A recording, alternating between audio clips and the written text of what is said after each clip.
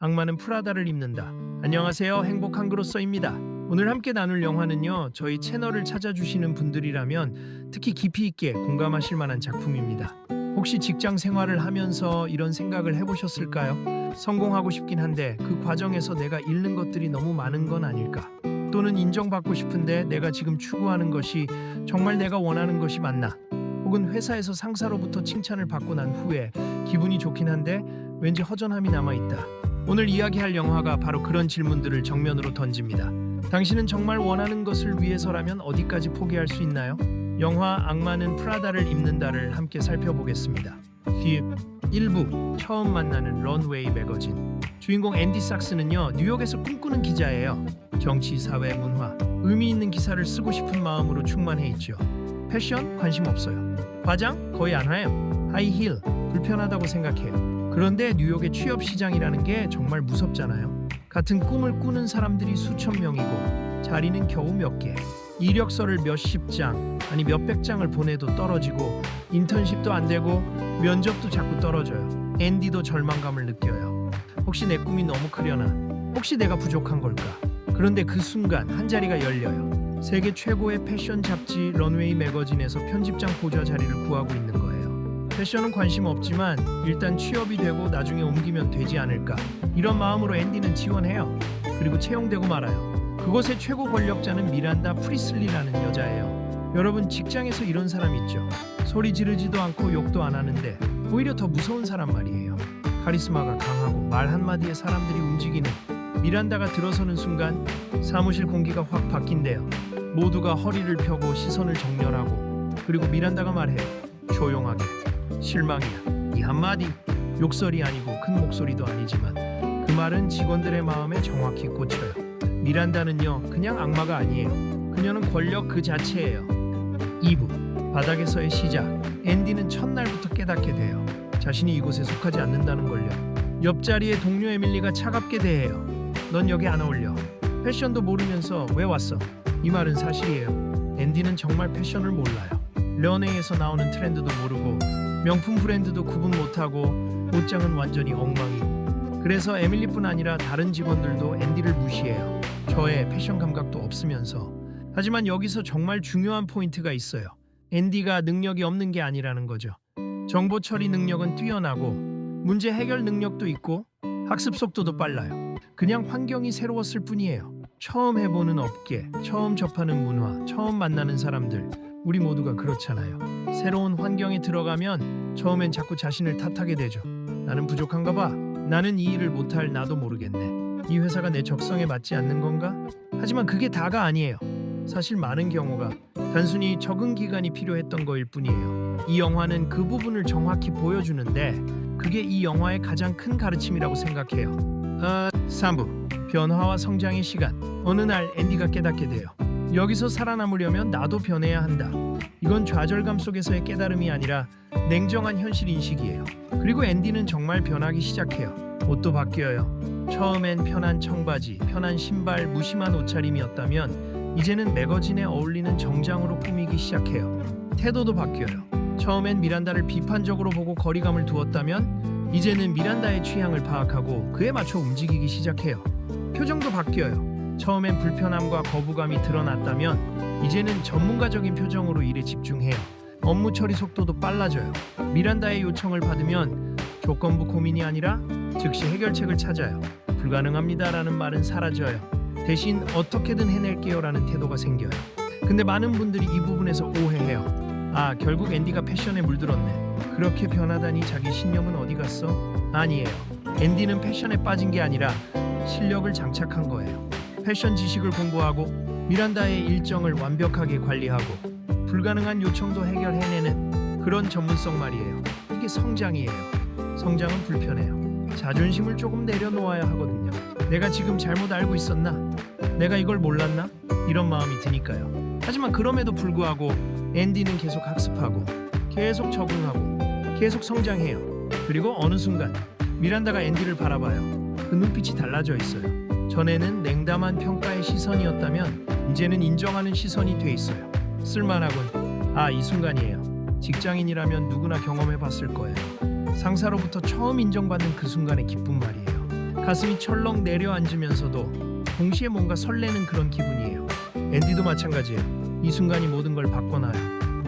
사부, 성공의 중독. 이제부터가 진짜 시작이에요. 인정받기 시작하면 멈출 수가 없더라고요. 처음엔 업무만 했지만 이제는 미란다의 취향을 완벽히 파악해요. 어떤 커피를 좋아하고 어떤 스타일을 선호하고 어떤 결정을 할 때 어떤 정보가 필요한지 미란다가 요청하기 전에 준비해둘 정도가 돼요. 그리고 미란다의 신뢰는 커져요. 점점 더 큰 일을 맡겨요.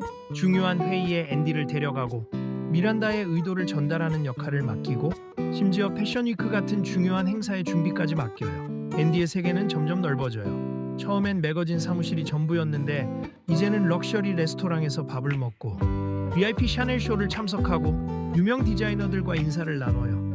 친구 생일? 못 가요.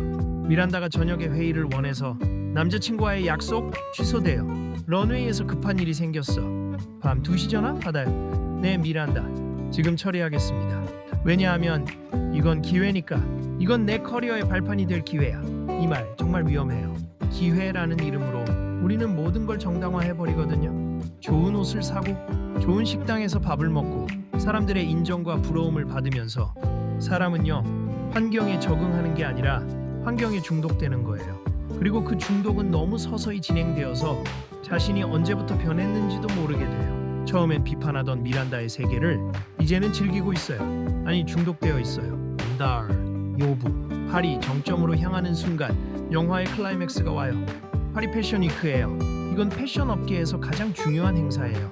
트렌드를 결정하고 승부가 나는 그런 곳이죠. 원래는 에밀리가 가기로 되어 있었어요. 에밀리가 미란다의 동료 편집장을 돕기로 약속했거든요. 근데 갑자기 일정이 꼬여요. 그리고 미란다는 결정해요. 앤디가 가야 해. 이 결정은 앤디에게 영광이에요. 드디어 미란다가 나를 신뢰한다는 거네. 하지만 에밀리에겐 배신이에요. 에밀리는 그 약속을 위해 미국 여행을 취소했고 중요한 일도 뒤로 미뤘거든요. 앤디는 알아요. 에밀리가 얼마나 상처를 받을지도 알고 미란다의 선택이 에밀리를 얼마나 무너뜨릴지도 알아요. 하지만 가요. 왜냐하면 이건 내 커리어야. 이건 내 인생에서 놓칠 수 없는 기회야. 그 말이 틀린 건 아니에요. 하지만 진짜 질문은 이거예요. 그 커리어가, 그 기회가 나를 어디로 데려가고 있는 걸까? 행복한 곳으로 가고 있는 걸까? 진정으로 내가 원하는 곳으로 가고 있는 걸까? 네, 유프, 미란다의 그림자, 파리에서 앤디는 알게 돼요. 어두운 진실을 말이에요. 미란다도 사실 위기에 처해 있다는 거. 패션 업계에 새로운 거물이 나타났고 그 사람이 미란다의 자리를 위협하고 있었어요. 미란다의 위치가 흔들리고 있었던 거죠. 그리고 미란다는 선택해요. 아주 냉정하고 전략적인 선택을 말이에요. 자신을 지키기 위해, 자신의 권력을 지키기 위해 동료를 희생시키기로요. 조금 충격적인 장면이에요. 미란다가 얼마나 냉정할 수 있는지를 보여주거든요. 감정은 배제하고 오직 자신의 이익만 생각하고 필요한 희생은 감수하는, 냉정하죠. 근데 솔직하게 얘기하자면 저 자리에 올라가려면, 저 자리를 유지하려면 저 정도의 각오와 냉정함은 필요한 것 아닐까요? 남성 중심의 패션 업계에서 정상까지 올라간 여자, 약했으면 못 올라갔을 거예요. 적당히 착한 마음가짐으로는 저 자리에 올 수 없었을 거예요. 그래서 미란다는 강해진 거고 냉정해진 거고 결단력 있는 여자가 된 거죠. 그런데 그 자리는 외로워요. 이건 영화가 말하지 않아도 우리가 느껴지는 거예요. 미란다의 눈빛에서, 미란다의 표정에서 그 자리에 외로움이 묻어나와요. 7부, 깨달음의 순간, 영화의 가장 감동적인 장면이에요. 차 안에서 앤디가 미란다를 봐요. 자신의 업적을 축하받는 미란다를 봐요. 저 표정, 저 눈빛, 저 미소. 그리고 앤디는 깨달아요. 저 끝에 가면 나도 저렇게 되겠구나. 모든 걸 얻은 것 같지만 실제로는 모든 걸 잃은 저 모습이 되겠구나. 이건 경고 같은 거예요. 앤디가 받는 마지막 선물 같은 거죠. 미란다는 앤디를 정말 소중히 여겨요. 그래서 미란다는 앤디를 풀어줄 거예요. 넌 다시 가봐. 넌 아직도 시간이 있어. 이렇게 말해요. 그리고 앤디는 선택해요. 가장 어려운 선택을 말이에요. 핸드폰을 내려놔요. 모든 걸 버려요. 떠나가요. 도망이 아니에요. 각성이에요. 용기 있는 선택이에요. 8부, 진짜 메시지. 이 영화는 패션 얘기가 아니에요. 패션은 그냥 배경일 뿐이에요. 이건 우리 모두에게 던지는 질문이에요. 진짜 중요한 질문들이에요. 성공이 전부인가? 인정이 전부인가? 돈이 전부인가? 명예가 전부인가? 내가 정말 원한 삶이 맞는가? 앤디는 결국 작은 신문사로 가요. 런웨이는 아니지만 의미 있는 기사를 쓸 수 있는 곳이에요. 화려함은 사라져요. 명품은 입지 않고 럭셔리 레스토랑도 안 가고 VIP 대우도 받지 못해요. 하지만 표정은 편안해요. 진정으로 행복한 표정이에요. 반면 미란다는 여전히 최고 자리에 있어요. 패션계의 절대 권력자로 군림하고 있어요. 하지만 그녀의 미소는 살짝 흔들려요. 뭔가 상실감 같은 게 묻어나와요. 둘 다 이겨낸 거예요. 다른 방식으로 말이에요. 앤디는 자신의 가치관을 지킴으로써, 미란다는 자신의 신념을 지킴으로써 각자의 방식으로 승리한 거죠. 후브, 직장인으로서의 5가지 교훈. 이 영화가 우리에게 주는 메시지는 정말 깊어요. 직장인이라면 꼭 들어야 할 메시지들이에요. 첫째, 처음엔 누구나 무시당한다는 거.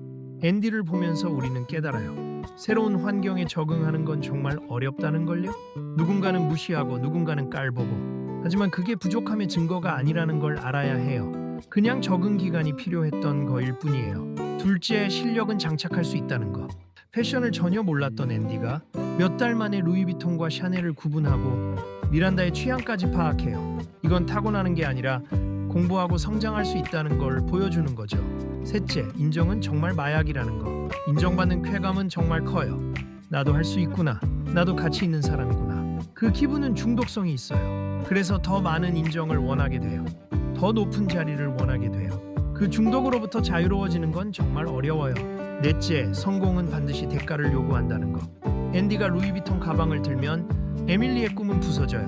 뭔가를 얻으려면 뭔가를 포기해야 한다는 거죠. 그리고 그 포기가 누군가의 고통이 될 수도 있다는 거. 다섯째, 떠날 줄 아는 용기가 필요하다는 거. 이게 가장 중요한 교훈이라고 생각해요. 자신이 무언가에 중독되어 있다는 걸 깨닫고 그것으로부터 벗어날 용기 말이에요. 많은 사람들이 벗어날 수 없어요. 편함이 익숙해졌거든요. 좋은 급여, 좋은 대우, 좋은 환경, 그런 것들로부터 벗어나는 건 정말 어려워요. 하지만 앤디는 떠나요. 그게 진정한 용감함이에요. 10부, 파란 스웨터의 상징. 이 영화에서 가장 인상적인 장면이 있어요.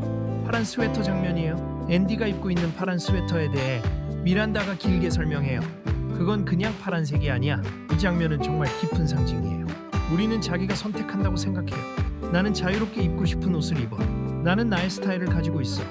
하지만 실제로는요, 우리는 시스템 안에서 고르는 거거든요. 무지하면 시스템에 휘둘려요. 패션 산업이 만든 트렌드에 휘둘리고, 광고가 제시하는 스타일에 휘둘리고, 사회가 정한 기준에 휘둘려요. 하지만 알면 선택할 수 있어요. 진정한 의미에서의 자유로운 선택을 할 수 있어요. 그래서 공부해야 하고 성장해야 하는 거예요. 알아야 진정한 선택이 가능하니까요. 단 여기서 기억해야 할 것이 하나 있어요. 이 여정에서 영혼까지 팔 필요는 없다는 거. 성공하면서도 자신을 지킬 수 있어요. 성장하면서도 본질을 잃지 않을 수 있어요. 그게 가장 어렵지만 가장 중요한 거죠. 여러분, 저희 행복한그로서 채널을 찾아주시는 이유는 아마도 성공도 중요하지만 행복도 중요하다고 생각하셔서일 거예요. 직장 생활을 하면서도 자신을 잃지 않고 싶으신 분들이실 거라고 생각해요.